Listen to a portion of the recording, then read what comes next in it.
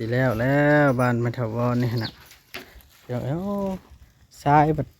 ลุงว่าบ่พอบาดนี่เบาลิว่าคิดว่าพอแล้วลุงเพิ่นว่าบ่พอเนาะพี่น้องเราสิเอาเข้าไปปรับหน้าดินเพื่อให้เทนะให้มันแน่นแล้วว่านั่นนะดินตัวนั้นเอาใส่แล้วตัวนี้ก็ปกเทิงเวลาเทมันจังบ่ก่อยกันกับดินแล้วนั้น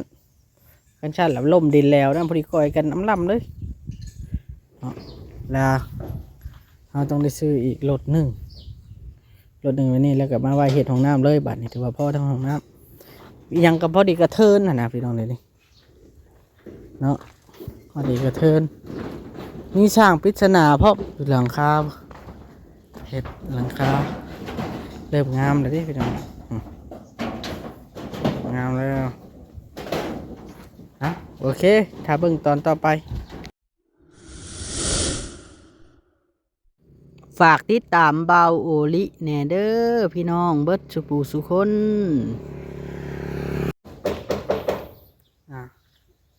สบายดีพี่น้องสบายดีพี่น้องเบิดสุปูสุคนพี่น้องเพราะว่าจะเป็นพี่น้องมาทุกท่านเนาะพี่น้องเนาะมื้อนี้เบาโอลิก็เข้ามาขึ้นมาแถววอนอีกครั้งนึงพี่น้องเนาะก็เพิ่นก็เริ่มมุ่งแล้วก็ใกล้สิเสร็จสมบูรณ์แล้วล่ะพี่น้องเนาะก็ถือว่าโอเคอยู่พี่น้องเนาะงามอยู่ดอกพี่น้องเบิ่งข้างหลังถือว่าโอเคอยู่ดอกพี่น้องเนาะเรื่องเฮือนเรื่องชานก็ได้วันนี้มีผู้ช่วยนำพี่น้องเนาะทั้งบริจ้างไผ่แต่ว่าเพิ่นมาช่วยบ่รู้ว่าจังไดเนาะไอ้จ้อยช่างจ้อยล่ะพี่น้องเราบ่มีแนวเฮ็ดแล้วเรามาช่วยรู้ว่าจังไดเพราะว่าเฮาบ่ได้เว้าว่าจ้างเพิ่นเด้พี่น้องเนาะเพิ่นมาช่วยเฮาจะไปถามเหตุผลเพิ่นก่อนเนาะพี่น้องเนาะถือว่างามเติบแล้วมื้อนี้น่าจะมุ่งแล้วเพิ่นปรับดินน้ำใส่กระเทพื้นแล้วก็ตีเช่นมานี่สำนั้นดอกพี่น้องไปเบิ่งนำกันพี่น้องนี่เฮือนแต๋วตัวนี้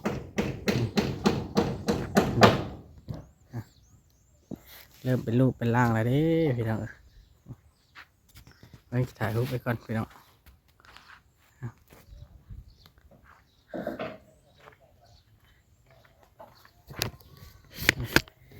ว่ามันจะต่ำมันบ่ต่ำเลย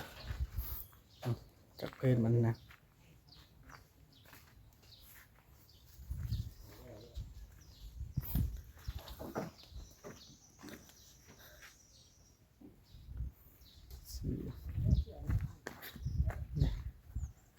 เริ่มเป็นรูปเป็นร่างขึ้นมาแล้ว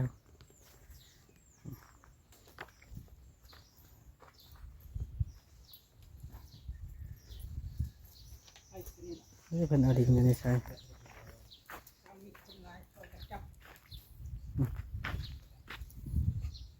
ต่างพูดเห็ดของน้ำเลย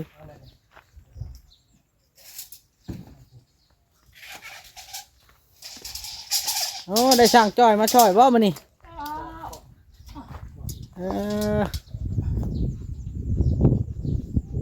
3 เมตร 48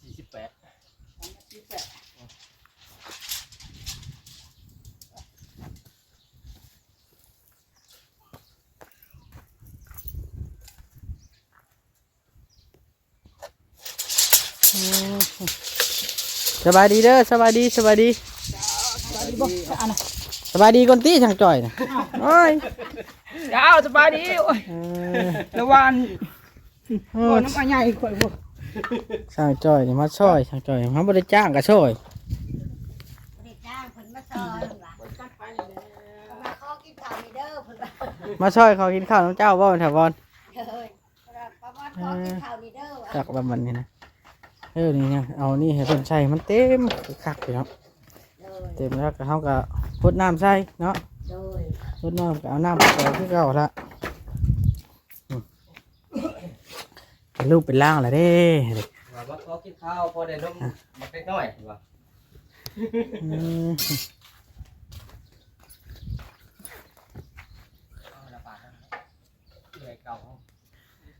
คักเลยเริ่มงามเลยทำนี่กันเนาะทวอน ขนาดก็ว่าเต็มใจแน่ใจแล้ เริ่ ว ม พุ่นน่ะ เริ่มงามแล้วบ่ ขนาดว่างามซำนี่ เริ่มงามแล้วนี่ขนาดบ่ทันได้เทพื้น ให้บ่ผิดใจนะถึกใจหมดเพิ่นออกแบบมา มันก็สูงเติบเด้แต่ถ้าเทขึ้นมันก็สูงกว่านี้ ยัง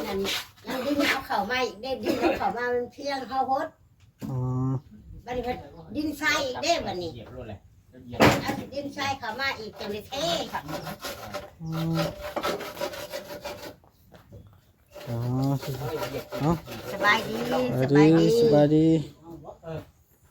มาได้ใช้บ้านนี่ก็บ่เห็น ไอ้น้อยเมื่อปอนบัตรตะกี้ว่าสิปอนอยู่นักเทิงว่ามันบ่มีบัตรว่าย้อนเขาบ้านพวกเจ้าให้เพิ่นว่าแม่นอยู่ว่าพวกเจ้าสิได้หนุนง่ายมาพี่ฮะที่ค่อยฮู้แล้วเพิ่นว่า เรายั ครั ง บ บ่ แต่ว่า เป็นยังบ่ได้แล้วเนาะ ยังบ่แล้วแต่ว่าสิปอนบัตรนั่นอยู่บ้านสุเจ้าว่ะข้างนอกก็เลยเมื่อวานนี้คำบ่ปอนก็จันเป็นคนตกข้าง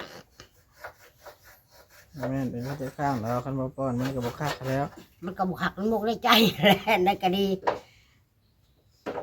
กระปอนเมื่อวานพากันเมื่อปอนถึงน้องแน่น้องเคยร้านแน่ผู้นายแล้วก็อยู่เอาอันอยู่เฮือนผู้นาย โอ้เป็นอะไรทางจอยแล้วขึ้นมาซอยนี่ สั่งจอยหันเพิ่นว่ามื้อนี้หันเพิ่นมาแต่เช้าหุ่นว่าปะบอนว่ะคอยสิมาเฮ็ดเวียกซอยขน้อยละว่าขน้อยบ่มีเงินจ้างได้ว่ะหัวหน้าเพิ่นบ่ได้จ้างให้เจ้เพิ่นบ่ได้จ้างได้ขอกินข้าวจักโล2โลก็เอาดอกว่าเขาว่าข้าวหันพอได้อยู่เขาว่าเพิ่นซื้อมาข้าวเจ้จุลี่แล้วซื้อมาบ่ทันได้หมดเขาว่าเฮาบ่ให้กินก็ว่าเฮาเป็นคนขี้ทีใจบ่กว้างขวาง นั่นแล้ว ดำโล2โลได้อยู่ขน้อยว่าเอาสินะ โอ้ง่ายเป็นอยากมาซอยเนาะ โดย ข้าวน้ โดย ำโอ้เป็นใจดีอยู่ได้นี่จอยก็ได้ ขน้อยว่าให้ล่วงลายซื้อบ่ได้ ข้าวเพิ่นซื้อบ่ เขาเพิ่นซื้อ เขาเจ๊จุลี่ซื้อหัวหน้าโอเอามาให้ขน้อยว่าสิเขาแน่หัวหน้าเอามาให้ดีหัวหน้าใจบุญเอามาให้ก็แม่นล่ะว่าผิดหรือถือขน้อยเว้า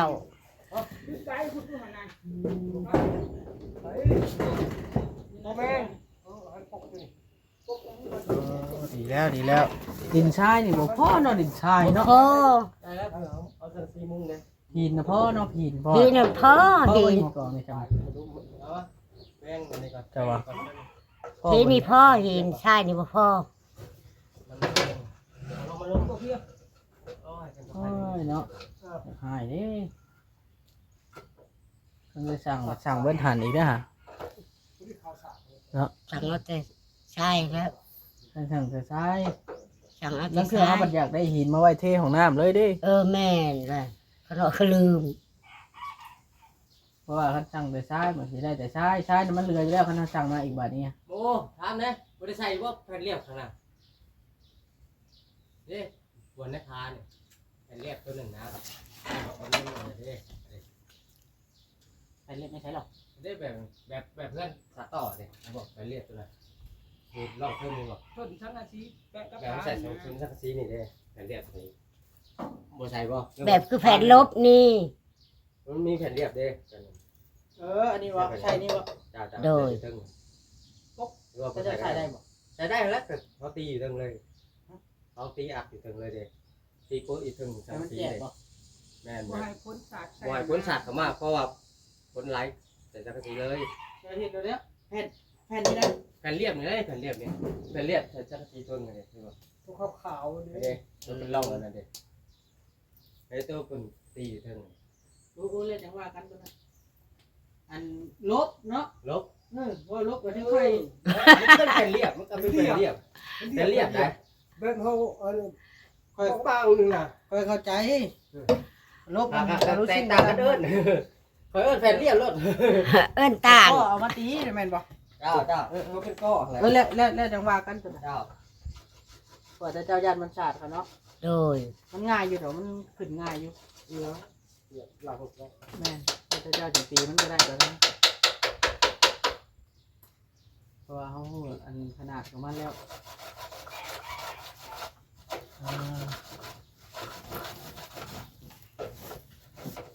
ทางจอยเพิ่นละมาช่อยเนาะ โดยเพิ่นว่าบ่มีเวียกแน่อยู่เพื่อนก็อยู่ละล่าเพิ่นว่า เพิ่นก็ยอมแล้วกันเพิ่นบ่จ้างเขาก็บ่จ้างแนวใด เขาน้อยคือกันแหละคำว่าน่าใจบุญบ่จ้างกัน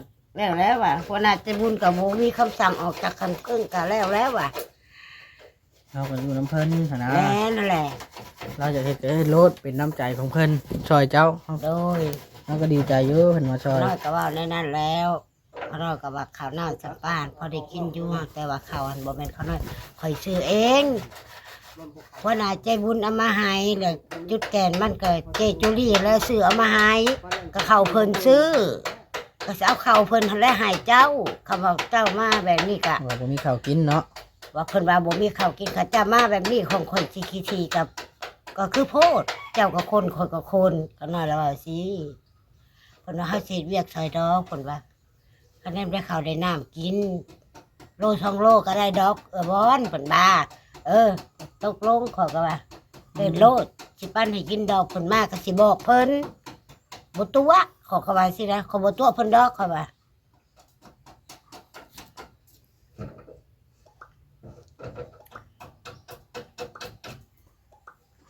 เพิ่นว่าบ้านนี้น้องว่ามาซอยแล้วเพิ่นว่าเพิ่นว่าเขาเงินน้ำเจ้ากินน้ำ บ่เราขอไปซื้อรถจักรนำมันนั้น50,000ซื้อรถจักรนำมันป้าออด โดยเราขอเงินน้ำเงินหัวหน้าเพิ่นว่าเพิ่นให้บ่น้อยถามว่าให้แล้วอะขอลาเฮาได้มาปันกันว่ะ50,000ว่ะยา มาปันกันหยอกเพิ่นว่าอันนี้ เราขอไปให้ป้าออดค่ารถป้าออด โดย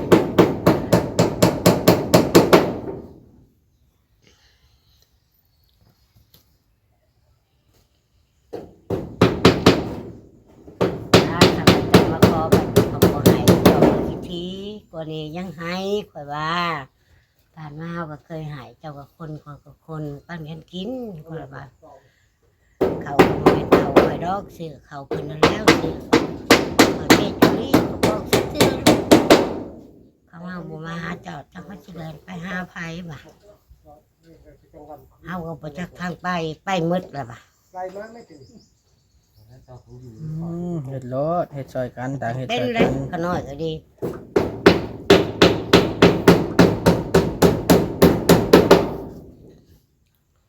จากเฮ็ดได้ละไผก็ทุกข์ยากเนาะ โดยไผก็บ่มี ไผก็ทุกข์ก็ยากคือกัน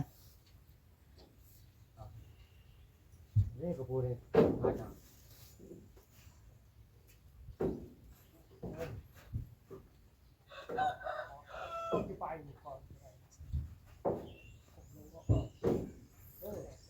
ไปป่อนวันละตัวครึ่งบ่จะมาวานนี่ บ่ไปแล้วก็ไปอันบนสะพานโลดมาก่อนสะพานเดินพ่วงนี่ไปหอดสะพานแล้วก็ก่อนบัดตำรวจก็เอาวัดให้ว่ามาเพียงไม่เท่าขน้อยมาก่อนบัดว่าเจ้าบ่ทันได้บัดบ่ยังเพิ่นก็เอาให้แล้วก็ก่อนแล้วก็พากันออกมาแล้วก็ตอนนี้นั่งแตวนั่งมันมีพอเพิ่นขน้อยนี้เมื่อวานนี่ต่อก็พอขี่รถจักร3-4 คนถึงขี่สเร่งถ้าบอกน้อยๆนี่เมื่อนั้นเราก็มาจับบิดกันวะ ข่อยเมื่อนะบ่ โดยพ่ออดบอกว่าจับบิดกันกับเพิ่นวะ ข่อยเอ็นมาคราวนึงแล้วข่อยก็ออกข่อยก็ได้บ่ได้มาดอก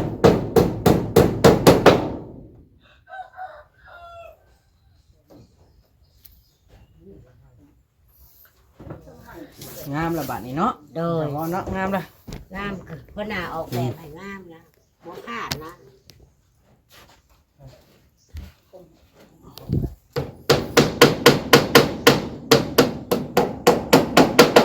เฮ็ดไปตามแบบเพื่อนนี่แหละ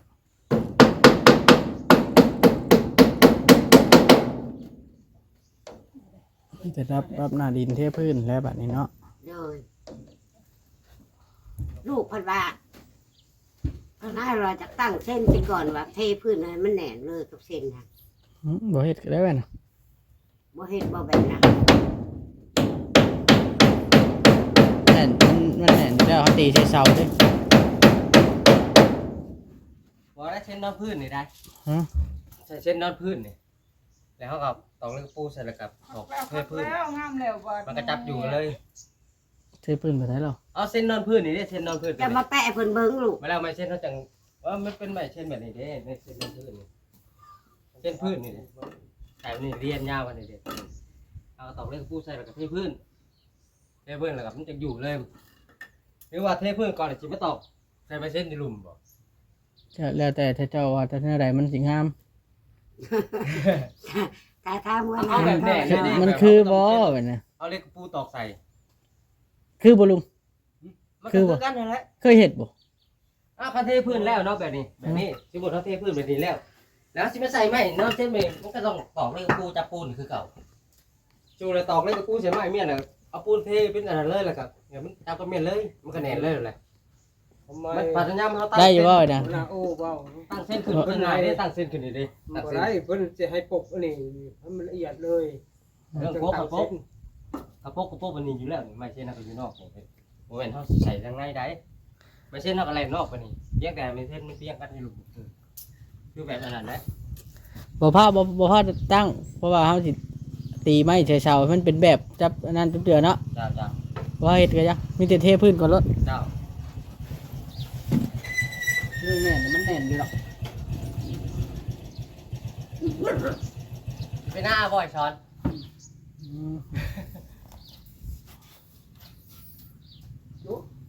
ว่าหมู่บอกไปบ้านอยู่มาอยู่ มาเราไม่เคยเกลือไก่อยู่กันนะ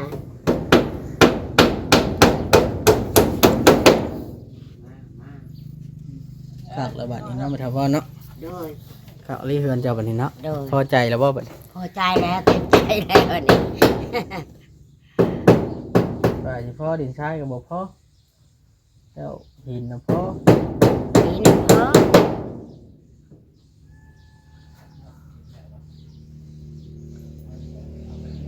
คันสั่งมาอีกรถหนึงอย่างละครึ่งนี่พอดีพอห้องน้ำเลยบัดนี้เนาะ โดย พอเลยห้องน้ำ พอเลย ถ้าถามเอ้อยเพิ่นก่อน โดย เพิ่นสิให้สั่งมาบ่หรือว่าจังไดอืมสิ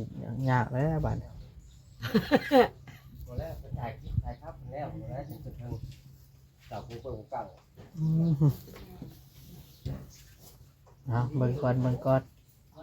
นี่จะว่าปั๊บหน้าดินนี่นะใช้น้ำนี่ก็น้ำแล้วกันเนาะ โดย ถึงเติบอันนี้ก็เป็นมือสองมือว่ะเพื่อสิ โด แล้ว ย ใช้น้ำเอาโลดน้ำน้ำปลาแต้วแล้วจังเสียค่าไผ่ให้แล้วช่วยกันเสียนั่นแหละ โดย ช่วยกันเสียค่าไผ่ ว่าเสียน้ำน้ำนองมันพดนี้ให้มันเจ็บบ่ให้มันแน่นมันนาให้มันถึกใจเพิ่นอะไรก็ดีคำถึกใจเพิ่นเนี่ยใครแน่แม่นบ่ขน้อยเว้าเพิ่นบ่ติบ่เตียนเพิ่นเสียเงินเพิ่นก็ดีใจว่าได้อันงาม แม่นแล้ว คือขน้อยได้บัดนี้ขน้อยก็ดีใจคือหัวหน้านี่ก็ผู้เป็นสะพานบุญให้ก็ดีใจบัด คะแนนมันถึกใจมันงาม คะ เนาะ แนนมันถึกใจคะแนนมันงามหัวสะพานบุญหัวหน้าโอ้ไปเห็นหายบนหันก็งามบนนี้ก็งามได้เถื่อคนงามก็งามเลย แม่นบ่ เป็นเอามาฝึกกันหน่อยเอ้ยมาเบิ่งเจ้าผักเราทำแพทย์เบาโอ้แล้วเนี่ยเคยเรียนแพทย์เหรอ แม่นแล้ว กระเด็ก คน จะเป็นเอามาฝึกเนาะจะหนอดเลย คนเป็นรอยได้อนี่ คนเจ้าเลยนะ โอ้ยจานอดเลยเจ้าบ่พักผ่อนเจ้าทื่นแต่เหล้าเฮ้ย เป็นเรา พักผ่อนให้มันอยู่ดีไม่แห้งมันก็แห้งๆแหละคน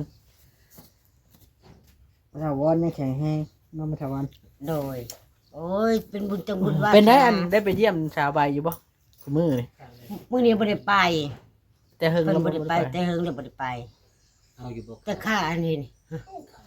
แต่ข้าเฮ็ดอันนี้ฮะ แล้ววันนี้ก่อนหัวหน้าเอ้ย เออ แล้วเฮินครัวก่อนเพราะว่าหัวหน้าก็ว่าเร่งว่ะจังได๋เพิ่นบ่อยากไปเพิ่นอยากเห็นอยากเฮ็ดให้เพิ่นเห็น เอาแล้ว เฮ็ดให้เพิ่นเห็นเลยอยากไป ว่างๆก็ไปเยี่ยมแล้วลูก โดย ไปจอบแล้ว โดย หน่อยแล้วสิน้อยใจว่าครับหมู่ก็ไปเยี่ยม น้อยใจเลยบ่เห็นลุงไปจอบ แม่นแล้ว ก็น้อยบ่อยากให้ไปจอบดูว่าเดือนหนึงไปแค่3เทื่อ สองเทื่อ ได้ สองเทื่อ สอง ก็ เทื่ ได้ อ3เทื่อไปเลยเห็นเพิ่นอยากมา นั่นแหละไปเห็นหน้ากับ เขาเห็นลุงเลยอยากมาได้ อยู่รุ่นไปให้จากมาแล้วก็บอก ชื่อมีชื่อยังไงใครเพิ่นไหน ไปแต่ อืม เครื่องกินเครื่องยาเพิ่นหาย ไปเลยอยากมาลุงเขาไม่ได้จะเช้าออกไอ้ใช่ลุงอ่ะนั่นแล้วจังบ่อยากให้ไปดูฮะขน่อยว่าบ่อยากให้ไปดูอยากให้มันจุบ6 เดือนสิก่อน ต้นแล้วบ่ อีต้น แม่นแล้ว คำจุบ6 เดือนเลยเป็นได้ก็เป็นแล้วมันจุบแล้วบัดนี้ใครแน่ ออกมาเนาะเพิ่นว่า โดย อันนี้เพิ่นว่า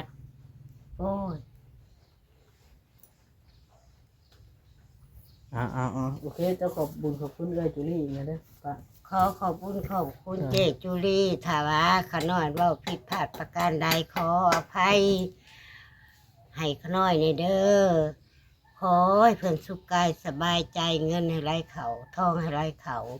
ให้เต็มไถ่เต็มทงจ่ายบ่มาจักเถื่อกินบ่ให้บุกจุกบ่ให้ลง ให้เพิ่นอยู่ดีมีแห้งเป็นดีต่อไปสาธุผู้ขานี่บ่มีหยังผากพังใหายมีแต่ความคิดฮอดผาดพังใหายกะสาธุให้อยู่ดีมีแห้งเด้อเจจุลีเด้อสิ่งที่ว่าเพิ่นเฮ็ดให้นี่ขน้อยก็ดีใจแล้วสาธุ ดีใจน้ำเอาแต่สิเดียวเข้ามาเจ้าเดี๋ยวทางนั้นก่อนถามเพิ่นก่อนพี่น้องเอ้ยเนาะเรื่องหินเรื่องทรายเนี่ยมันบอกหินนะพอแต่ว่าทรายบ่พอบัดนี้ก็เราสิเอาเข้าไปปกหนามันให้มันแน่นเนี่ยเด้ดินมันมีแต่ดินเหนียวหลายมันก็บ่เป็นเวลาเอาเทมันก่อยกันโพด ใช่กันบ่พอประมาณครึ่งรถไปจ้ะ เครื่องรถก็ซ้ำ ครึ่งรถประมาณนี้แหละ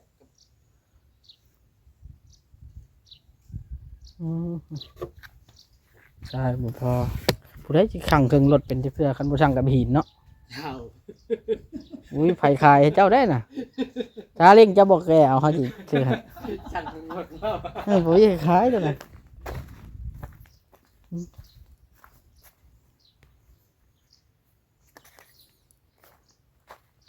โอ้มาเหย้าเลยนี่เนาะ ยาวบ่จ้ะอันรถสังกะสีนี่ ฮะเหย้าแต่ แล้วโอ้พออันนี้ งานจะได้ไปทันได้ตอกไปทันได้อ่านช่างใช่ไหม ยังบ่ได้ตอบ ยังไม่ได้ตอบบ่ ยังแล้ว เอาแล้ว ไว้ซื้อได้ ขึ้นไว้ขึ้นจะเรียนไว้แล้วไปใส่ปันลมอยู่หลุมเด้อ ถ้าเจ้าตอกนั่นชื่อบ่ในตอกมันอยู่ใช่บ่ ตอกออกเมียดเพราะว่าลมผัดมามัน ไม่แต่แผ่นเดียวนี่กลายแล้วว่า มันไหลลงมาเลยมันกันนี่ฮะไอ้จริงบ่ได้เนื้อยาวปานนี้ได้มันไหลมันเลื้อ เพ ซำ ราะ นี้ ว่าตัวนี้ มิ้นหนึ่ง แอมแล้วบ่คิดไรตัวนั้นมันบ่ได้แอมโยมมันก็เป็นป่องแล้วว่าทางนี้ ตัวนั้นฮะ มันบ่ได้เลื้อหลายเลยเลื้อน้อยเดียวตัวนี้ได้นี่ส่วนจังซี่ อันนี้4 เมตรเช้าเลยมันบ่ละลาย นี่ส่วนเลื้อซำนี้ได้ตัวนี้ โอเค ไปซำนี้ได้ พอดี มันยังบ่ได้ตอกมันไหลลงมา พอดีแล้วจำนี่ฮะมันจะคอมันยาวเนี่ยนิดนึงคนก็บริสูงปานนั้นพอจะได้ยืดถึงหลังคาเลยยืดจนหมดถึง เพื่อหั่นเขาจับน็อตเอาเขาหั่นเอาบ่ได้ยิงเอาหั่นยิงมันไว้ แม่นแล้ว หั่นเอาคอยหั่นไป อ๋อแล้วแต่วิชาการพออยู่ตีหนึ่งกระสี่ฮะ พอแล้ว อ๋อ มันบ่พอข่อยกับค่าคือกันเลยตั้ง8 แผ่นเหรอฮะ บ่ได้มาบ่กวงบ่ห้อมบ่ได้มาส่งกับไปอย่างเพื่อน พอดีสิปกก่อน ขอมันออกยาวไปนี้ได้นี่คักระบาดนี่คักแล้วเอามาแรงสิเอาสายปรับเลยนะแล้วบ่ เอา ม ดิน น้ำ แล้ว ตั ก็ ว อีกนี่ เอาเข้าอีกนิดหน่อยดิด ที่เนี่ยเขาเลย เอาดินก็อีกเลยนึง แล้วก็เจ้าขุดอีก ฉันถ้าเจ้าชายถ้าเจ้าจะแก้มาอีก2 รถก็ไม่ได้พอเด้อันที่เจ้าเอาชายเขาเลยนี่ฮะเจ้าใช้น้ำมันก็โยบลงเลยนี่ โน้ มันเป็นก้อนเขาเรียกแบบนี้นะนี่ดินเหนียวทั้งนั้นนั่น เอาดินอันนี้เข้าสำหรับ1มันเต็มแล้วก็เอาทรายมาปกๆหนาหน่อยนึงเพราะให้มันเจ็บๆนะ พื้นมันก็เทได้ พื้ เนาะ นคือมันบ่แม่นพื้นแบบคือทางเดินบ้านเด้มันบ่นั่นดอกมันบ่หยุบลงบันไดดอก สิเอาน้ำจะ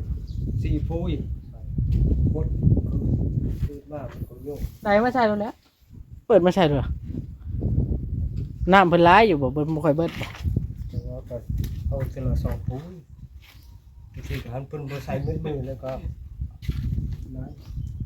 เปิดใส่ เปิดมาใส่ เปิดมาแสบบ่ได้อยู่ครับนั่นเหมือนเพิ่นบ่คิดทีบ่เรื่องไผอยู่เลย คอยสิเสียดอกค่าไผอ่ะ เจ้า คอยสิเสียค่าไผดอก บ่คิดทีครับบ่เรื่องไผอยู่เลยว่า เพราะว่าให้เพิ่นเปิดรถ เจ้าเจ้า เปิดมาใส่นี่มาไว้แล้วให้มันเต็มรถ เจ้า จ้าค่อยว่านะกันมันน้ำมันนั่นเพียงพอเว้าน้ำเพิ่นรถเว้ากันง่ายอยู่ดอกไอ้น้อง เจ้าเจ้า ได้อยู่เพิ่นก็ให้อยู่เพิ่นก็บอก เปิดมันมาไว้รถง่ายๆกลางคืนนะก็เปิดใช้รถคะแนนบันไดเพิ่นย่านน้ำบ่หลายหั้นนะอันน้ำบ่มีอยู่แล้วเผาเปิดเอาเฮาก็ได้คันมันได้มาไว้แล้วมันก็โยม ได้น้ำถังเนาะมันบ่ได้ก็บ่หลายปานใดได้ยามนี้ยามพ้นเนาะแม่น ยายมันน้ำบ่หลาย ยันแต่น้ำเข้าบ่หลาย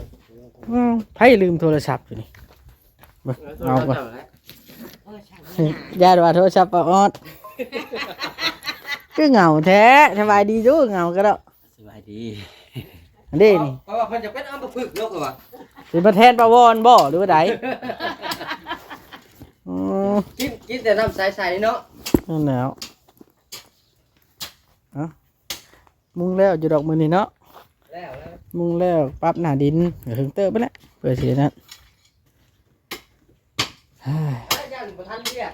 บ่น่าแล้วจังเกิดไอ้จอยมาซอยเลยว่ะนั่นแหละ2คนลูกด้วย เป็นอะไรจ้อยคือมาซอยนี่ฮะข่อยบ่ได้จ้างก็ได้ โอ้ย ซอยอนายบ่ ซอยเพิ่นแล้วเพิ่นได้เขาได้น้ำมากเขาเพิ่นกิน เออ ซอยไป ซอยไปเรื่อยๆเนาะ ไปเรื่อย เป็นจมมือว่านนี่คิดว่าโอ้พร้อมเงินง่ายเพิ่นแบบโต๊ะครัดเลยว่ะ โอ้ยามข่อยมีข่อยก็ให้แล้วยามบ่มีข่อยก็ยากคือกันได้เฮ้ย ว่าบ่น่าให้โต๊ะเงินง่าย ๆ เพิ่ แล้ว น ยั ว่าง หันแล้วโอ้ เพราะแต่เดียวให้ครับเลยว่ะ ยามให้ก็ให้เนาะยามมีเด้ยามบ่มีในถุงกับอยากอุกอยู่ได ยังบ่มีโต๊ะก็จักจุกยากแล้วเนาะว่ะ ว้าวบ่ว่าเนาะคนเขาคนสมมุติว่าโอ้ยบ่มีเพิ่นสิหายหมู่แน่นั่นก็บ่เป็นบ่มีก็โอ้ยเห็นอัน นี่แหละพี่น้องเนาะ คือถ้าวายจอยเขาเอาเพิ่มกว้างนะ โอเคบัดนี้พี่น้องเด้อบ่าวลิสิขอตัวก่อนพี่น้องบัดนี้เนาะสำหรับคลิปนี้นะที่จะพี่น้องฮ้อนก็ฮ้อนแดดโอเคพี่น้องสำหรับคลิปนี้บ่าวลิสิได้ขอตัวลาไปก่อนพี่น้องเนาะฝากพี่น้องกดไลค์กดติดตามคือเก่าคือเดิมพี่น้องสบายดีเด้อพี่น้องสบายดี นี่